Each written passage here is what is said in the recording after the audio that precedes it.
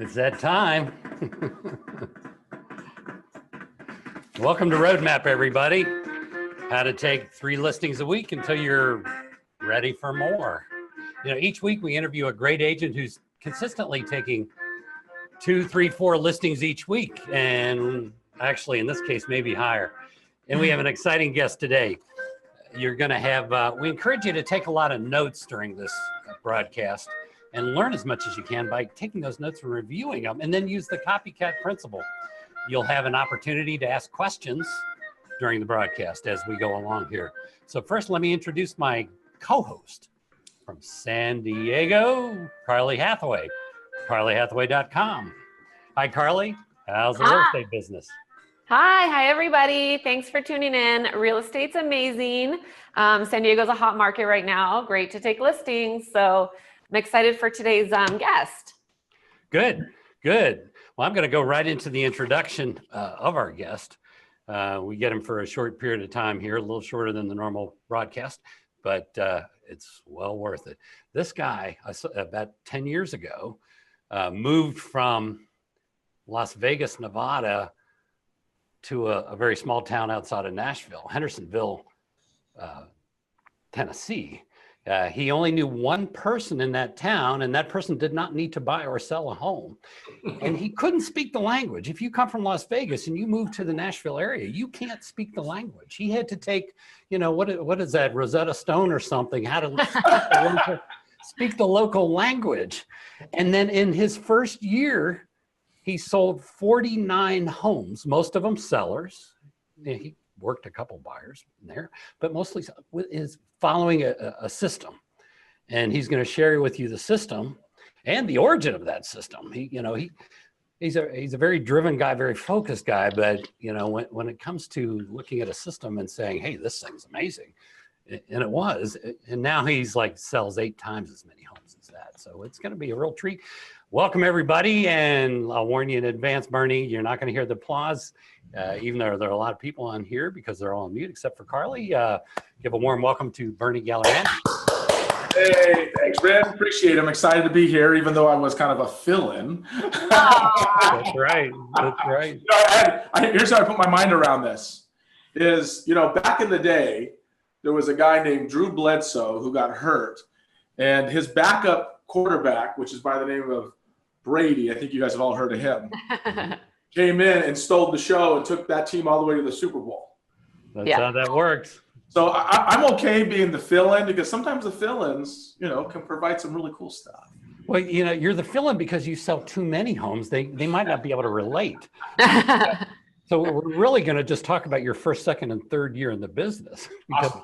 But, you know, it's exciting because you've taken it to the stratosphere. Yeah. Really have.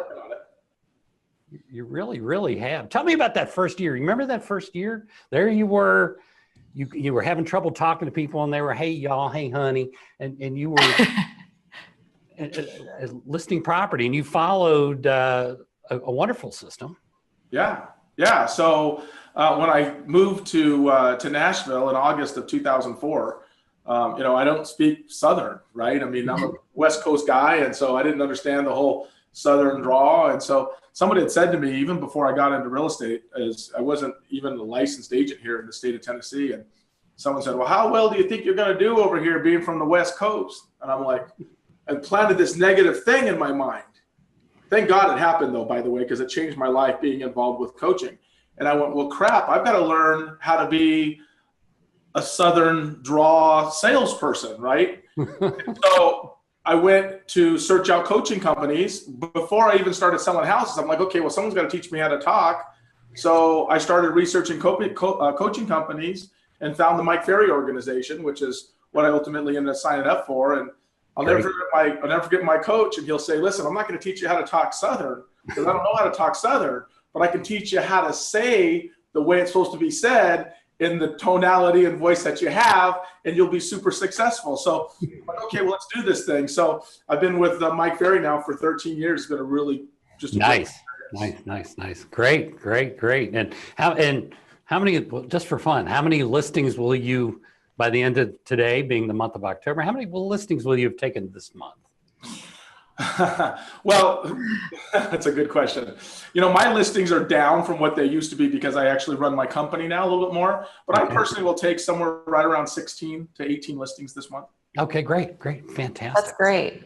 So your goal, you just mostly call. That's how you get your listings. Is that right? Yeah, I get a lot of, Carly, I get a lot of call-ins now, a lot of referral business. So a lot of that business is done there. I would say about 50% of my listings that come in every month are coming in from past client centered influence. Nice. I would say the other half comes from calling expireds, for sale by owners, withdrawals, canceled listings. Nice. So can we go back to your first and second year, and can you tell us a little bit about your routine and who you call and how your day looks? Yeah. I think it's important to understand that any of the routines that I have today all came from stumbling and falling and doubting myself through the process of building a listing business, right? Because really I'm a listing agent. That's what I do. I don't work buyers and haven't for a lot of years. Mm-hmm. So learning that process. So I think that I would say this to first, as my coach would say to me, you got to spend at least 2 to 3 hours every day on the phone. So that's kind of how I started. I didn't know, remember, I wasn't a real estate agent, so I didn't know you weren't supposed to be doing that. I was paying a coach. The coach told me to prospect on the phone 2 or 3 hours. It's all I knew how to do, right? I mean, to me, that was the world I lived in. As I started doing it, I became unnormal in the office, right? Like, this guy's got a telemarketing room down there. He's a telemarketer. I had foam on the walls to try to keep the echo down. I wouldn't bother my neighbor. So people are like, man, you look like you got a radio station going on in there, right? And then I'd go to Mike Ferry events and I'd meet other agents that did really well in the phones. And so what I would do every day is I'd get up and I'd get into my system and start calling my expireds, my for sale by owners. And I typically would do that until about 12 o'clock. So I'd go from about 8 a.m. Until about 12 noon. Okay. And I heard Mike say probably about 4 or 5 months in the business, he said, if you give me from 8 to 12, so 8 a.m. to 12 noon, I don't care what you do the rest of the day, but if you give me those 4 hours of solid work on the phone, calling expireds, withdrawals, cancels, and for sale by owners, in and around listings and sales, if you did that, you could do whatever you wanted after 12 o'clock. And I thought, well, that's a pretty interesting gig, right? So I work 4 hours a day, become a millionaire. The challenge with that, though, was once I started prospecting for 4 hours on the phone, and I would usually work mornings on Saturdays and then every other Sunday in the evenings. So after I started doing this, after a few months, next thing I know, I went from having no listings to having 30 listings on the board and, closing 8 to 10 properties a month. And I'm like, wow, this crap really works. Mike kind of tricked me. He tricked me because he said, if you give me till noon, you can have the rest of the day off. Well, when I worked till noon, I had so much damn business. I was working constantly. But the good news is I was making a ton of money, and that was the name of the game. Yeah. That's great. That's the goal, right? But he's a little more driven than he's letting on with this Monday, this 8 to 12 thing. Because on a Saturday at 3 a.m., he would get in his car in Nashville area, drive up past Cincinnati, up to Dayton, Ohio, 5.5 hours on the road on a Saturday morning, get there at 8:30 to prospect all day with another friend of his, all Saturday until about 4:30 or 5 o'clock, and then get in his car and drive home. Yeah. I mean, think about that. If you talk about a strong mindset and discipline, desire to build a business, who does that? Yeah. I'll tell you what, when I found real estate in my life, I was 38 years old when I found the world of real estate, signed up for Mike Ferry. And I realized very quickly within my 4th month in the business, I had $30,000 of commissions pending. And when I made a decision with myself that day, this was my way out of all of the other things that happened in me in my life, and that I could create a very nice family life financially for my family and myself by putting in time. The challenge that I had was there wasn't anybody in my market doing the kind of business that I was doing. So I had to get in my car, and my first couple of years in the business, I would jump on airplanes, I'd fly and go see people. I would continually bombard agents saying I wanted to come shadow you, and they're like, no, I don't really like that. And I'm like, I'm coming anyway. And so I probably saw about 8 or 10 people that were outside of my local market not just our friend up in Dayton, but also people in California and in New York and in North Carolina. And so I would jump on airplanes and go fly and see all these people. And what I wanted to do was convince myself that there was a better way of becoming a millionaire other than prospecting. And so as I went and saw all these top agents, as I, first year or two in the business, I realized one thing, that every single one of them were successful based on the time that they spent on the phone. Mm-hmm. So Isn't that funny? You were looking for the magic answer, and the magic answer was just get really good at the phone. Yeah. Well, I mean, I can't sing or dance. I'm not like a computer expert or anything. I'm not, my talent is somewhat limited. Yeah. I was a very tenacious person and a very, decent salesperson. So if I could combine the skills that I had, incorporate that with what I saw working the first few months, it's amazing. And I look at, the business that I do today, and still today with the transaction number that I do with myself and my small team, every single day I'm still on the phones at least 3 hours, 4 hours a day, typically 2.5 to 3 hours calling new business and about an hour or so doing some lead follow-up. So I still have that quality time. You can even, I know that your listeners probably can't, but you can see back here, Ren, where I've got my scripts on the wall. And so this is just my prospecting center. This is where I work every day and pound it out and help people get their home sold. Nice. Do you have kind of like people you like to call earlier than others? Like from 8 to 9, you call FSBOs, or like, do you put them in order with importance, or? I always call expireds, and I call price point down. So always the most expensive to the least expensive. Mm-hmm. I'm going to call somebody, I'm going to try to get paid the most I possibly can. So if it's a $2 or $3 million property, I start with there, and then I just work myself down to the lower price points as time goes on. Okay. I call all new expireds 3 times in the first 4 hours. So they get 3 different attempts to call. Do you leave voicemails? I do not leave voicemails, only for the purpose of time, because I have other things that I'm doing, and I only have so much time, because remember, I'm also running a small team. So this 3 or 4 hours on the phone is only time I have. So I try to cram as much as I can. And if I leave voicemail messages on there, it just eats up some of that other time. Right. Okay. Good. I don't think it's a bad idea. I have done it in the past. I just don't do it anymore. Okay. Got it. Good. Let's talk about accountability for a second, because I know that was a big piece in the beginning, and I think and now that I believe you do it still today at a higher level. As far as accountability? Yeah, surrounding yourself with accountability, so you do it on the days you don't feel like it, and you also take it to the next level, and you create an intention for what you want to accomplish. Well, your thoughts on? I think as my skill developed, Ren, and I became financially more independent, I think I looked at my life and said that the habits that I've had in the past are the results that I have created for myself, and that I had to change a pattern within myself in order to create the results that I had on my dream boards and the things that I've written down on the goals I wanted to achieve. So I've allowed myself to hang out with very accountable people doing more business than I am, or is it, Mike says this a lot, Mike Berry, and I've heard it other places, and you are the sum of your 5 closest friends, right? Mm-hmm.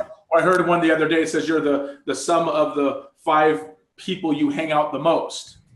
And so I wanted to hang out with really high producing people. So immediately at these events that I went to through FSBO, I'd go, here I was selling 40, 50 homes, and I was trying to attach myself to people that were selling 200 or 300, and having them talk to me about their income and how much they made, and being a part of their life, and going to their house and driving in their cars. And I'll never forget about an agent that I met that I went and shadowed my first year in the business. And, he picks me up in his $200,000 Bentley and takes me to his 16,000 square foot house on the water, and just seeing the lifestyle that this particular person had. And I looked at this and went, if this guy can have it, I can have it. So yes. I was very driven to be as successful as I possibly can. Like today, my goals are huge, right? I mean, I want to, and I don't even know how it's all going to happen, but I see myself at a $10 million personal income a year. People are like, well, how are you going to get there? Doesn't matter. It's a matter of creating the discipline, hanging around with the right people, mm-hmm. and that path will eventually show up. So yes, I think I'm driven enough that I look for the accountability so I can put down those roadblock or those pavers so I can walk that path to be successful. And your closest friends are really just the people you started to shadow in the very beginning. You shadowed them, you became friends and literal friends, and then of course you have to travel around to see them. But hey, you know what's interesting? When I was selling 50 homes a year, I'd go see people selling 150 and 200, and I remember just being totally blown away by not only the income but also the success that these people had, the mindset, the attitude. And, you know, this year I'll close nearly 400 properties. And I look at that going, man, how much more can my life be? How much greater can my company be?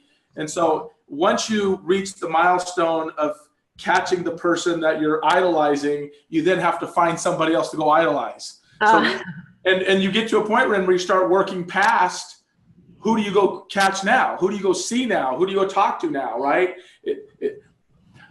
I heard Les Brown say, try to focus on being on the top because the bottom is overcrowded. As you start to climb up, you're like, okay, now who can I go hang out with? There's plenty of room at the top, that's for sure. I remember one time I went down to visit him, and we met for a quick bite to eat. And he had been on 3 listing appointments earlier, you know, maybe a 20, 30-minute 3 of those, and then he had a bite to eat with me, and he was going on his 4th appointment for the day. I think nice. He's taking a couple of them. How long is your listing presentation? As long as I choose to stay there, and I mean that honestly. If I'm enjoying the conversation, and some people I just really enjoy talking with, it can be as much as an hour between looking at the property, getting the contract signed, and then talking to them. If there's somebody, like yesterday, I went and took a listing. The house was dirty. The conversation that I had really wasn't all that stimulating. And I was in and out of there in 30 minutes by the time I got there, the time I left. So the great thing about being a Mike Ferry agent is when you know what to say, you know how to handle objections, you create the length in what you want. And if you have enjoyment in the people you're around, you can make it a little longer if you want to. Another thing, Ren, is it depends on what I have after that. I mean, if I have a 2 o'clock and a 3 o'clock, or a 2 o'clock and a 3:30, I got to, you know, depending on what my drive time is, I got to get in, get out, and move on. But it's fun to watch. I mean, who goes on, has 4 listing appointments and dinner with somebody? I mean, that's great. Well, listing's the name of the game, right? I mean, that's all. That's all I do. I don't have to really do anything else. So what's your percentage of closing at the listing appointments? 90%. 90%. So that means you're pre-qualifying people. I cancel about 50%. Well, let me back up. I used to cancel about 50% of the people I'd set appointments on. Now I'm probably canceling about 20%. It doesn't. Here's why. I'm doing a better job while I'm prospecting, than not set appointments with those particular people. My original, when I first started out, the first 4, 5, 6 years, and this stuff takes time, right? And in training some agents on my team, I could see the same pattern they would run too. And that is, you know, hey, I set this appointment. I'm like, great. Did you pre-qualify me yet? They're like, no. And then they'll go to pre-qualify me, and they're like, oh, you know, gosh, I'm not going to go because of this. Well, those are things that I typically found while I was talking with them. Right. What are a few things or simple questions you can kind of ask to pre-qual people? So, for example, if somebody says to me, hey, I really want to sell the property for $500,000, I'm not taking a dime more. Well, we know that the property just expired at $500,000. You find out why they're moving. So what's the importance about moving? And what's important about the $500,000? Well, I need that money to put down on the house. Excellent. If you don't mind me asking, how much is your balance payoff on your mortgage? Oh, well, my balance payoff on my mortgage is $480 or $475. Okay. I can't help it. It's a condition I can't control. Do you understand? Right. So they want to have X amount of money put down. Now, if they say, I want to have X amount of money to put down because I want 20% to put down. Well, we'll handle that objection. Maybe they would consider putting 10% down, allowing that opportunity to move, showing them an advantage of moving into the new home and making that up in an equity position where they might be focused on 20%, but we might be able to make it happen another way. Maybe one of my agents is just saying, hey, if you let me come over at 4 o'clock, I'll come over at 4 o'clock. So with all that being said, I think it's important to listen to the client, really, really listen to the client, And when you've been doing it for 13 years, I mean, I've sold, well over 2,000 properties in the last 12 and a half, 13 years. So when you sell that much, you start to learn what they're saying is truthful, or if they're just saying what they're saying because they want you to hear what they're saying. So as a skilled salesperson, you start to learn that you're reading through their BS. Mm-hmm. Completely. I totally agree. And do you send a listing package before? I send them a listing contract and I send them a listing package, but I do not send the comparables. Okay. I personally don't do that. I'm not saying you shouldn't. I just haven't done that in probably 10 years, and it has worked out in my favor pretty well. So. Okay, good. Good. I guess what I would say to your listeners is this: it's never a bad thing to send it out. It's never a bad thing not to send it out. I think it's going to be a personal preference with whatever they want to do. Right. And if you don't mind, I'd like to explain why I don't. Okay. Please. I used to send it out the first couple of years that I had it, and I would get a lot of people that would call me and cancel the appointment, and they'd talk to my assistant, and then I couldn't get them back on the phone because they didn't like my price and they didn't like my $500 broker fee that I charged. And they would call and cancel. Well, then I would call to try to get the appointment back, right? Like my assistant couldn't handle it the right way. So then I'd get back and I would lose opportunities to get in front of people. So what I thought was I'll get there, be able to handle that personal objection myself. And so again, not saying it's the wrong way or the right way. I'm just saying that's the way I've done it because it's given me an opportunity to actually present, handle the objection at the table. And again, my percentages are all still really strong at closing. So it still works. Good. Good. And now you build up all this great past client business. That's fantastic. How do you stay in touch with them?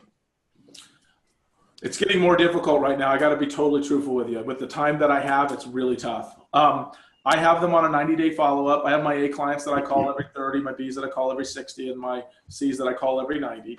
Gotcha. And I also do mail outs 4 times a year. Good. To those people. But it's getting challenging, though. I got to tell you, with the time that I have to stay on top of them, there's lots of my C clients that are, I hate to say it this way, that are not getting the calls they desire or they deserve. My A's are getting called. My B's pretty much getting called. My C's are floundering because of my effort. What I'm going to do is I'm going to hire an inside assistant, a telemarketer person that works for my team. And I'll have them make probably a majority of those calls for me other than my A clients because it's getting difficult. Yeah, that's good. So you're super busy right now. Do you work with buyers? Do you have time to work with them, or how do you handle that? I have not worked with them. The last buyer I worked with was like 3 years ago. Okay. And then I hadn't worked a buyer for 5 or 6 years before that. Good for you. So the real question is, why did I work with this person 3 years ago? Yeah. They walked into your open house, right? Well, no, don't do those either. They were a celebrity client, and so it actually came from a referral from Mike Ferry. Oh, yeah. So they were a celebrity client, so they moved here and they wanted to just work with the agent. So, and Ren, you'll love this one. They flew in. We had 1 or 2 conversations on the phone. They flew in. They said, I want to see this particular property. I picked them up at the airport. We took them to that particular property. They wrote a contract on the property. We went to lunch. We went to dinner, had some drinks, and I took them back, and they jumped on a plane and took off. So it was a full day of fun, a little bit of house, and it worked out really well in my favor because I sold the property. So nice. Fantastic. Yeah. That is great. We should practice a couple scripts. I've listened to you on the phone before, and it's a lot of fun. You hang in there with them if you should, and you let them go fast if you should. Want to do a little expired? Sure. Yeah, good. You want to call Carly? Sure. What is Carly? Is Carly an expired? Yeah. I'm an expired. Yeah. Okay. So before I do this, because you understand. Uh-oh. You want me to go for a regular for me, or do you want me to go through the script? Because there's going to be 2 ways I typically approach it. I very rarely get all the way through the script. I usually get about halfway through it. So then what happens? Oh, and then I set the appointment. Okay, you just go ahead and set the appointment. Gotcha. So, well, if you're that doggone good, let's do a half of an. I don't want to hear it. Well, okay. Well, let's just see how Carly responds. Let's do See how far we go. Well, I don't want your listeners to go, well, crap, this guy does this every time. I wouldn't list with him, but they do. So bear with me. Every case is different. Hello. Hello, I'm looking for Carly. Speaking. Carly, my name is Bernie Gallerani. I'm actually a real estate broker here with RE/MAX, and I was reaching out to you. I'm sure you're aware that your property has just expired off our MLS system today. Carly, Yeah, I realized that. And honestly, you're like the fourth person that's called, and I'm over it. yeah, I'm sure you are, right? Stop calling. Yeah. Probably wondering where all those agents were while your home was on the market, right? Yeah, pretty much. Good for you. Carly, I'm curious, how much time are you planning on taking before you consider hiring the right agent for that job of getting your property sold? I don't know. I'm just frustrated with the whole process at this point. Yeah, and rightfully so. I mean, you should be. As beautiful as the house looks, can I ask you, where are you planning on moving when the home sells? Moving to New York. New York. Wow, that's exciting. What's taking you out that area? Work. Work. Yeah. Wow, great. Is it a job promotion? Yes, it is. Job. Congratulations. Thank you. Carly, quick question for you. I'm looking at this great property. It's been on the market for 173 days. I'm just curious, what is stopping your home from selling? I honestly don't know. It's a lovely home. I think it's priced right. I really don't get it. It's just concerning, and it sucks, to be honest. Well, I don't blame you at all. I mean, 173 days in the greatest real estate market we've seen is like an eternity, isn't it? Yeah, it really is. So Carly, quick question before I let you go. Are you planning on selling the property if you had a buyer for it, or you're just going to throw in the towel altogether? No, I mean, I want to sell it. I don't want to rent it out. I don't want to deal with anything like that. But I don't know. I'm just frustrated with agents that just can't get it done. Well, that's the reason why I'm actually calling you, Carly, is I wanted to reach out and ask you this question and then set an appointment to come see you. If you knew that with the right marketing plan and exposure, you could drive the buyers in that you need, get the money that you need out of the sale, and have all that happen in the next 4 to 6 weeks, would you want to hear how we can make that happen? Well, yeah, but what's different about you than other agents I've worked with? Like, you guys all say the same thing. Well, I can't comment, Carly, and I appreciate you saying that. I can't comment on what the other agents have done because I didn't know what they do or don't do to sell homes. What I can say, though, is your agent that has listed your property over the last 173 days has left the door wide open for great agents like myself to give you a call. Here's a question. If you knew I could sell it, I could take 20 minutes and walk you through that path and show you exactly what I've done to already sell 311 homes this year, just like yours. Would you give me 20 minutes so we can figure out how to get that house sold for you? I suppose I could do that. Great. I have some time today around 4 or 6:30 better for you. 4. Awesome. I'll see you then at 4 o'clock, and I look forward to seeing you then. Good Yay! deal. Good job, Carly. You got him all the way through the script. That works. Peggy Bruce wants to know, tell him, you mentioned a $500 broker fee. Mm-hmm. Yeah, I charge $495 for broker fee. That's on every buyer and every seller pays that $495 on our transactions. If you're a buyer on our transactions, that's typically paid through closing costs from the seller. So the buyer asks for that. And on the listing side, it's a marketing fee that we charge the seller. Just a little more commission. Leslie Vargas says, was that a Tom Ferry script? No, that's a Mike Ferry script, the original. Okay. All right, yeah, it's all in the family.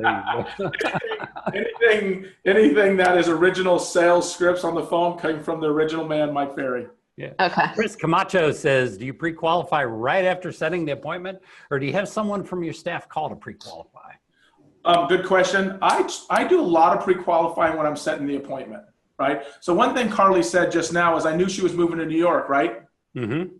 Right. Now, if I was concerned about her value or her price, I would have asked her right there, but I will pre-qualify them after I pull the comparables, just so I have better knowledge of the price that is the actual price, and then I ask her what she owes on it for reality. The great thing about Carly was her motivation was so high. She has a job. She's going there for a job transfer. Mm-hmm. She wants to be there. And had you not laid down on me there, Carly, and made it more difficult for me, I'd have went into the motivation of that. Okay. Right. Does that make sense? So she gave me the appointment. And so because she gave me the appointment, I could go in just for the close. But had you not, I would have gone on to talking a little bit about you moving, about your motivation, about your job more. I'd kind of hit those hot points. So I do pre-qualify about 70% of the time on a second phone call.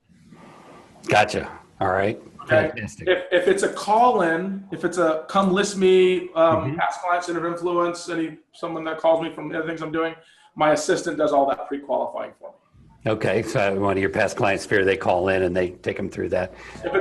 If it's a sign call of any level, something that comes in, let's say they say, I see Bernie signs all around town, anything like that. She says, great, Bernie has available tomorrow at 4 o'clock. Excellent. A couple quick questions I want to ask. Bernie wants me to ask you a couple quick questions so he's better prepared for that appointment. Can I ask you those now? She runs down those particular questions and hands it to me with the comparables already done. I then look at it, make a decision whether if I'm concerned about it or not. I'll call them. If I'm not concerned and everything lines up, I still call them, confirm the appointment for tomorrow at 4 o'clock, and then I go out. Perfect. Questions, folks. Come on, questions. Where are those questions? That's strange. Okay, your script on the point. How long before it rolled off your tongue like that? How long did it take to internalize scripts? Well, I'm a believer in writing. I'm a writing person, so I probably hand wrote that script. I'm going to say expired script, I don't know, 500 times maybe. Wow. Hand wrote it. So the first time I was in coaching, my coach did the script, and he did it like this. He went, your home is coming upon our computer system as expired listing. I was wondering when you're planning on entering the right for time your home sold. When you sell this home, where are you moving? How soon do you need to be there? What do you think stopped your home from selling? What do you last stage you listed the home, but what do you felt what they do that you like best? What do you felt they should have done? What do you expect for the next agent you choose? I'd like the opportunity to apply for the job of getting your home sold. Are you familiar with the techniques that I use to sell homes? You're kidding. What's a good time to show you Monday or Tuesday at 4? So when I heard that, I'm like, holy crap.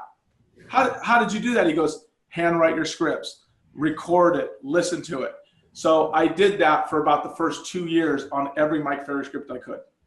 Perfect. So you chanted them, you wrote them, you internalized them over and over and over and over and over. A lot of practice. The listing presentation. Here's what I did on the listing presentation. I've done this twice, Ren. I had an accountability partner with a Mike Ferry agent up in Colorado.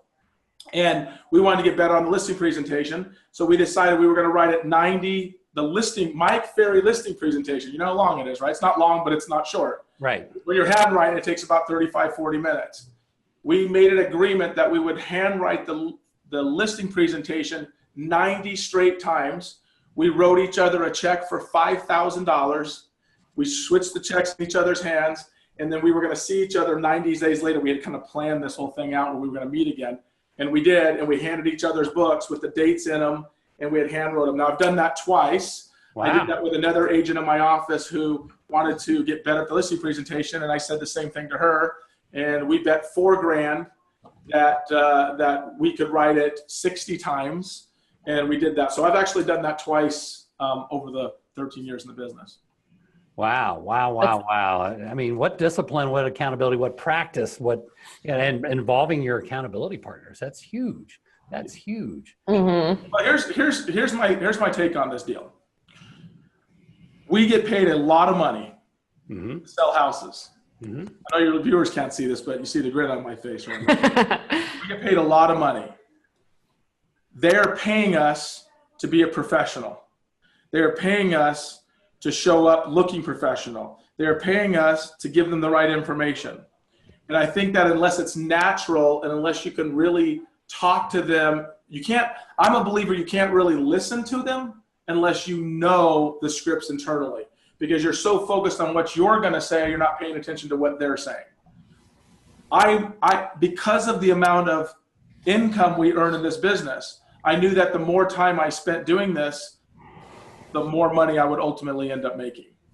So that's why I'm a believer in internalizing it all and just becoming better and better each day, no matter where you're at and how long you've been in the business. That's great. That's a really good attitude to have too. I think people really appreciate the professionalism. Yeah, and you talked about dressing professionally, so you put a little bit of effort into that too. Yeah, I mean, one of my coaches said to me, we were visualizing what a millionaire real estate agent looks like, and he did this little kind of close your eyes visualization. And we had to visualize. He asked me what I thought was a successful real estate agent. I said $1 million. What kind of car do they drive? What kind of clothes do they wear? What kind of office do they work in? How do their staff treat them? what kind of home do they have? What's the furnishings of the home? So we went through like this 20-minute detailed visualization of what my perception of a millionaire real estate agent was. And then after I was done with this visualization, he asked me, he goes, okay, let me ask you a very important question. Is that real estate agent you today? And I said, well, no, it's my mind that's thinking this is what's a successful person. But no, I'm not there, right? Yeah. He says, you'll never be there if you don't adapt that's who you are today. Oh, that's cool. I went, wow, that's pretty cool, right? So I then went and made changes, and I bought all custom suits. I bought a new car. I had my car washed every day. I bought like a car wash ticket, washed my car every day. And so I just And you moved into a new home. I moved into a new home. I bought a really nice home. And what's interesting is my first year I made a couple $100,000, which was pretty good in my business, I guess. But today I'll make $3 million, and I've surpassed this, idea of what I thought a successful agent is. And then today, where I'm in financially, I look at it and go, man, I haven't even come close to the visualizations of the things that I see today as a successful business owner. Yeah, what does a $10 million a year real estate agent look like?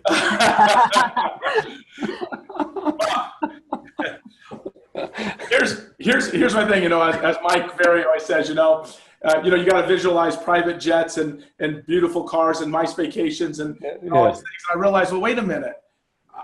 I need more than a couple $1,000,000 to have this kind of lifestyle.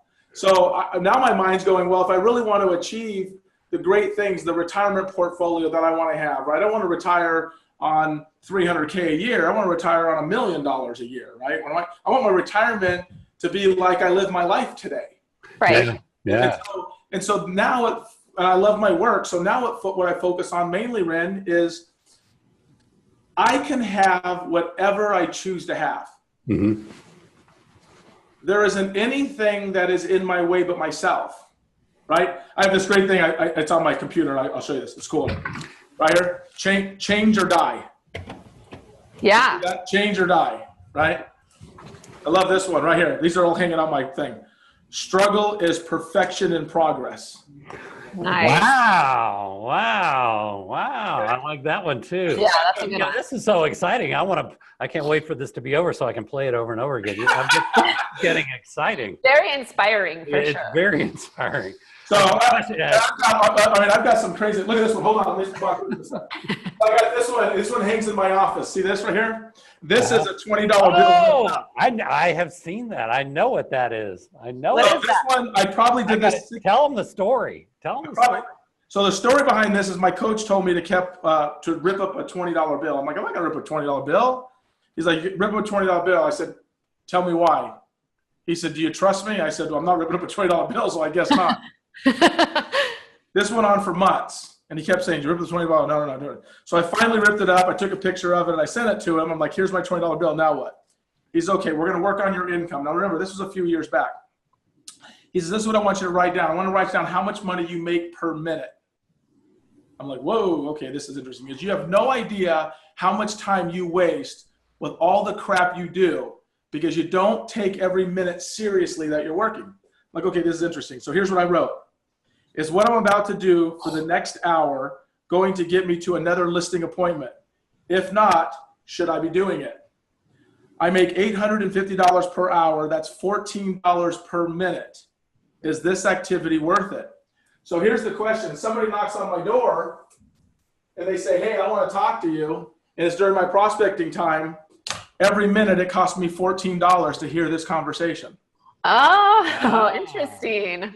So everything I do now, that number is considerably larger today because my income has grown so dramatically. So what I would say to you now is when somebody pulls me aside, I make so much per hour that if I'm not doing the job that is in my schedule to do, that has to be more important than making, let's say, $25 a minute. Mm-hmm. Does that make sense? Wow. Yeah. So a lot of times you're not going to have that conversation. So that little baggie that I just showed you sits right next to my door in my office. Like my door is always closed. It always sits at my door. So when I walk out, I have to pass that baggie on the door. I've passed that when I'm like, what the hell's going on here? Baggie. You've seen the baggie, right? You've seen the baggie. Yes. So if they want to have a life that's moving in the direction that yours did, if they want, what's the next step for them?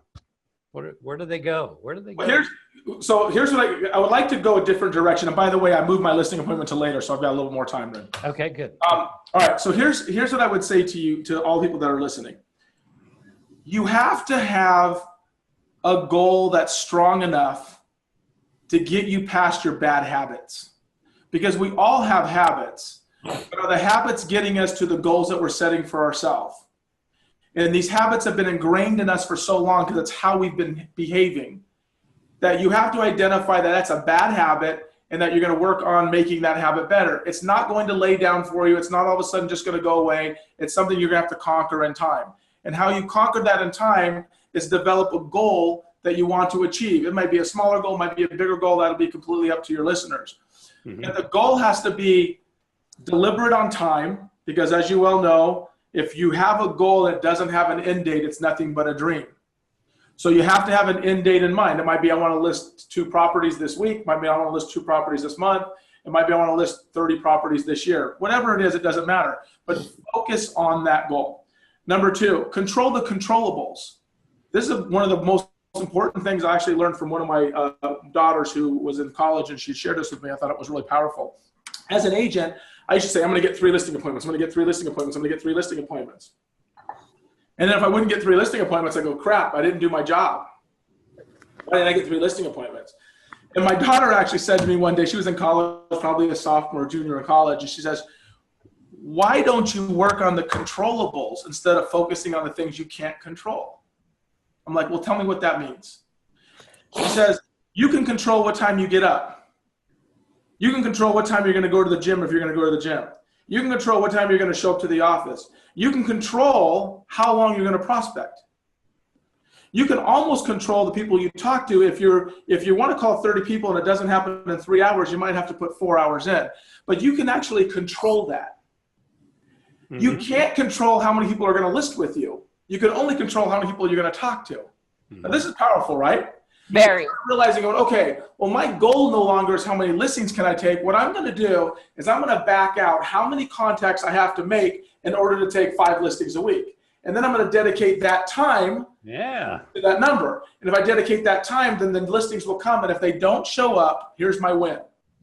You got to count your little wins every day.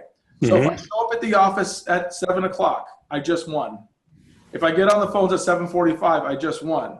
If I make 30 contacts the day, I just won. If I do the things that I can control and I win, the listings will always show up. So that is how I've lived my life the last few years, which, by the way, has exploded my business. So control the controllables. That's the key thing. Control the controllables. Wow. As far as the goals go, find things that excite you, right? So about 3 or 4 years in the business, I was feeling like I knew it all. I was tired of prospecting. I wanted to make a lot of money, but didn't want to work that hard for it, right?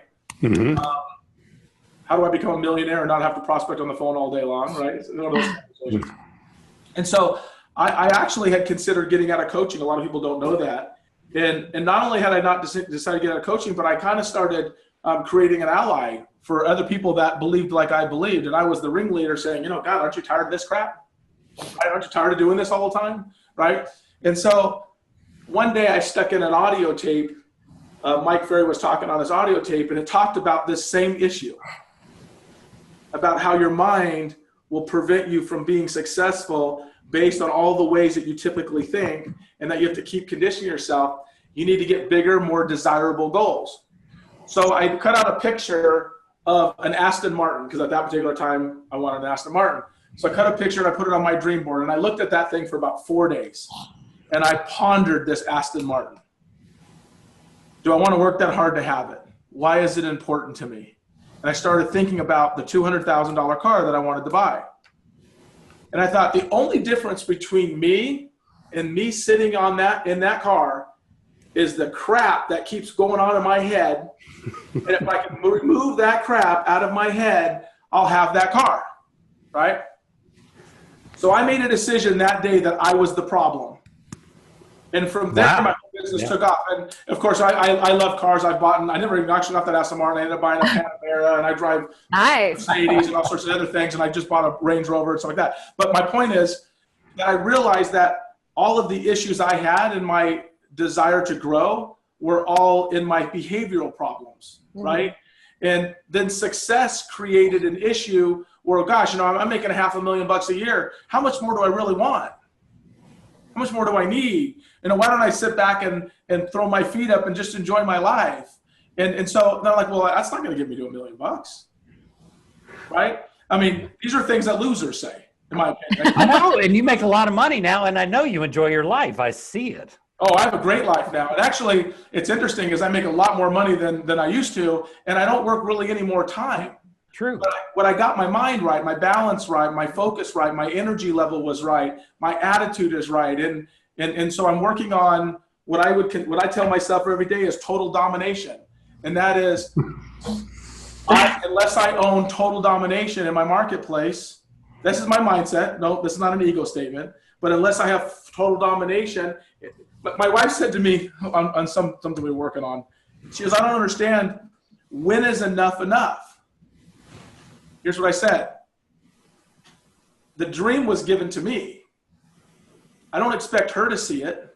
Right. Because the dream wasn't given to her. The vision was given to me. And in my vision, it's, why can't I make $10 million a year? I'm not working any harder to make 3. I'm working harder than when I worked harder to make 2 than I do to make 3. In other words, 200,000.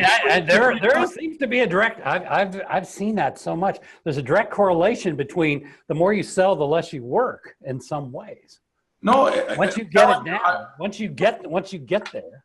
I work at least 25% less now, selling almost 400 houses than I did selling 50. Because I was starting, I was launching, I was getting off the launch pad, right? People will tell you rockets, when they go in the air, they burn 70% of their fuel getting off the launch pad. Yeah. And once they get into different altitude, the rocket soars at a faster speed with a lot less fuel needed.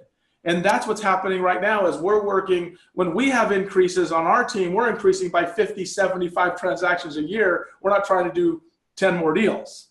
Do you follow what I'm saying? I know. It's critical mass is starting to build and it's starting to show up. And so I want to inspire just to this question is this. Everybody can have everything they ever want, but it's not going to show up without you getting kicked in the face, frustrated, angry. I love what's his face? Steve Harvey has this video out and he talks about you're never going to soar until you jump. And when you jump, sometimes the parachute doesn't open when you want it to. And sometimes you're going to get hit by rocks and beat up and kicked in, but eventually it'll open and then you'll soar. So your goal has to be strong enough that no matter how bad you think it is, it's I said right here, struggle. See that? Can you see it? It says struggle is perfection in progress. I love it. I love that. Yeah. Without the struggle, you can't have the success. It's impossible. It will not happen. It's all right here, all between those ears and what's going on in our head. Like you said, you had all this crap you had to get out. And the more linear you get and the higher you get, once you're there, you never go back down unless you're not paying attention. So, what's interesting is I remember thinking about the millionaire real estate agent, got to that point. And then I remember thinking about how to make $3 million. And then I got to that point, right? Yeah. And then I'm at that point, I should say. And then I look at going, how do I make $10 million? Now, to me, 10 million today seems so far from where I am. It was a lot farther when I was at 200 to think of 10 million. Well, Bernie, you could just do it in volume.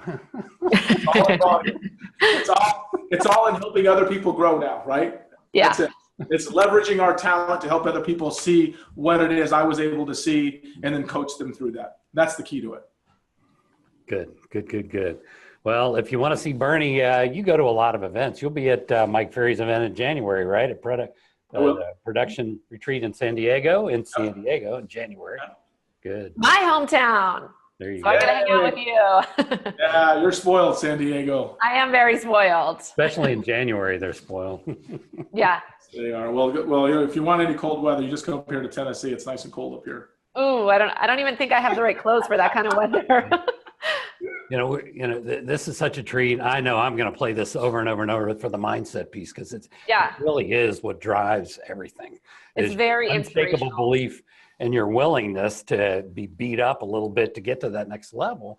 And once you're there, wow, it's huge. I got to do a couple commercials. I want to thank the people that let us simulcast as well. This goes out over the Vulcan7 network and all of our subscribers. It also goes out on a simulcast right now over the Facebook group called Lead Gen. For those of you that join that, they have 40,000 people and they just talk about lead generation. And that's facebook.com/groups/got objections. And Aaron, who runs a program called Expired Mastery Elite. Anyway, we're glad you're here. Catch up with Bernie, get involved with his, he does Mike Ferry, get involved with that, MikeFerry.com. I want to thank everybody for being here today. It's been a real treat. And gosh, Ren, can I read one more thing before we hang up? Please. I thought this was awesome. I actually took a picture of this. I was listening to something on TV and I thought this was cool. It says, somebody once told me the definition of hell. On your last day on earth, the person you become will meet the person you could have become. Oh, woo! That's good. And that would be hellish. All righty. Thanks, everybody. That's when you drop the mic and go, I'm out. Just dropped it. I did. Yeah. Bernie, I think everyone's so inspired and so excited, and you've been a really great guest. Thank you so much. And do like Bernie does. After you spend 4 or 5 hours doing your lead generation, prospecting, and calling people, go have some nice, delicious Grader's mint chocolate chip. You brought me that when you came up one time. There we go. I know it's the best. Is that the yogurt? Pardon? Is that the yogurt? No, this is our local Grader's ice cream. Here, but you can buy it all over the country. You can buy it at Kroger's in Nashville. Grader's mint chocolate chip. Go over to the Kroger's in Nashville and get some. Well, you guys are the best. Thank you, Carly and Ren, for having me on. Thank you so much, Bernie. We really appreciate it. Not a problem. Have a great day, guys. Thanks so much. All right, bye-bye. Bye, Bernie. And bye to you, Carly Hathaway. We'll see everybody next week with another exciting guest who's taking 2, 3, 4 listings a week. See you then, everybody. Bye, everybody. Thank you.